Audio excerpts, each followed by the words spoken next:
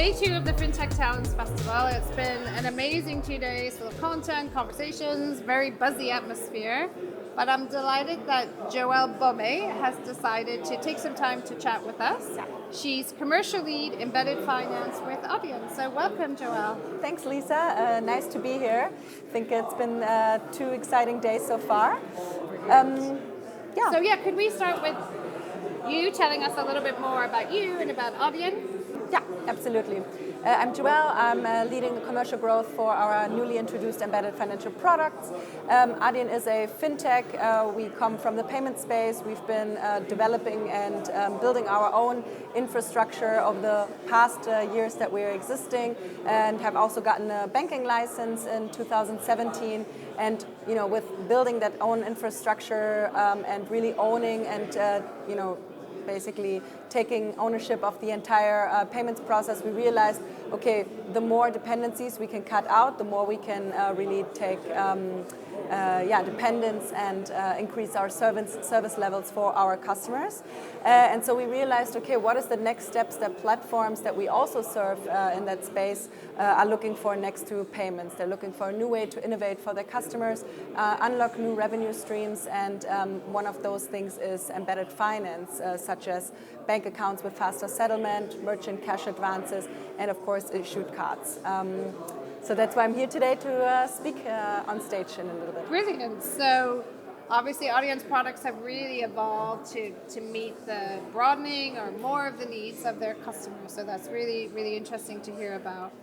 So you are speaking on the embedded finance stage today, no surprise. Can you share with us a little bit more about how you work with those non-financial brands to deliver financial products and services to their end users or communities? Yeah, absolutely. So I think one of the big areas that we operate in and that we help with is platforms that are serving their end customers in some way. So if you think about any type of cash register system, for example, or a platform, software platform that is serving their users directly, we're empowering them by embedding payments into their offering and making that experience as seamless as possible for their end users.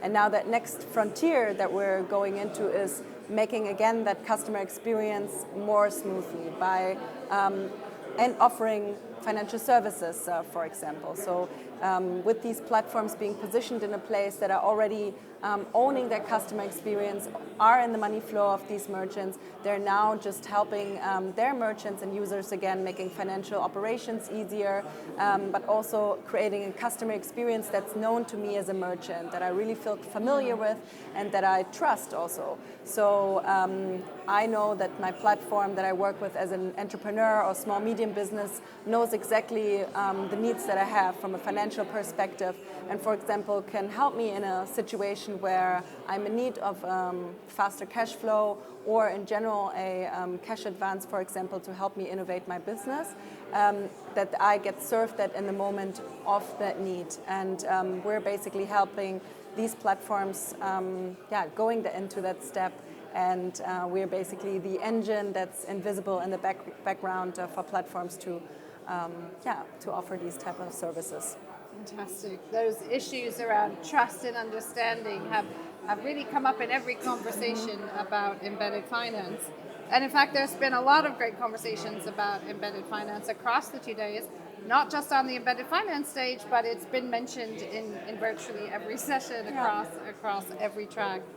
So with that in mind, are there any highlights from the festival that you would share, being back together in one place, face to face? Yeah, absolutely. I think first of all, our booth is great, right? I think great. It's nice to see that we're getting meeting a lot of people. And next to that, I think we're also listening into some of the stages and keynotes today. And one thing that I just listened into was, can fintech save the world? And well, at first I found that a bit of a controversial question.